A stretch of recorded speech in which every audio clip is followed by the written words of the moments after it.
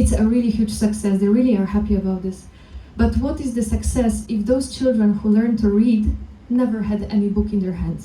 Even the teachers very often in the rural areas, they don't have. So how we can transfer societies, how we transfer the change of thinking if we don't give them the tools? On the contrary, I'm from Poland. In Belgium, I see the same. We have libraries full of books. We have full resources and everything. Who wants to read today?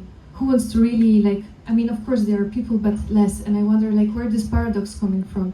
Another example is when I was working, for example, in Tanzania in the gold mines.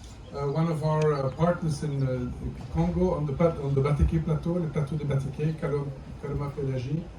And she says, that's what she says, once in a while you have to start with human nurseries instead of starting with plant nurseries to nurture them. It's the people that are going to do the job. And that's basically the message that we want to give, is to have this exchange, because global exchange of children and or adolescents, or maybe us of our generation, go from one regeneration island to the other for 1, 3 or 6 months. That's the plan, right? Yeah. That will be your job now. Yeah. Interested people would like to, they will have to cover travel costs and insurance, also contribute with the daily fee to the host Regeneration Islands. They will have to follow a mandatory online training, and of course commit to the project in the Regeneration Islands at 6 hours per day. And yes, and then provide also the basic organizational membership fee. And of course share experience and stories and start new life. When they come back, of course, share the experience that they had on the land.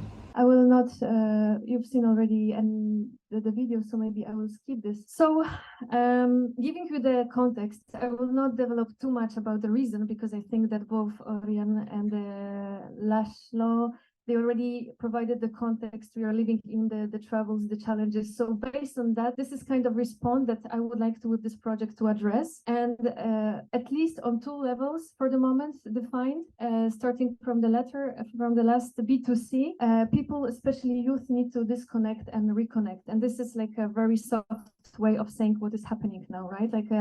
50% of parents in the United States, they say that their children suffering from anxiety, from depression. So this is something that we all see in different memes, like what is happening with the society. But also on the B2B level, need for engaging ESG and CSR programs in companies, both for employees and management. And here I don't mean only corporate world, but I mean also universities. How many PhD people are just writing, and the books are remaining on the shelves, and it's not really attached with the practice. I've seen the same people with policy. I was working in the policy levels, and people are talking about poverty and hunger and security, and they've never even experienced what does it mean to be hungry. So we need more attachment to the reality, to the ground, and that program would be devoted to that based on the partnerships. So our solution is to learn, explore, contribute, disconnect, reconnect, meet, and share, and to enable people to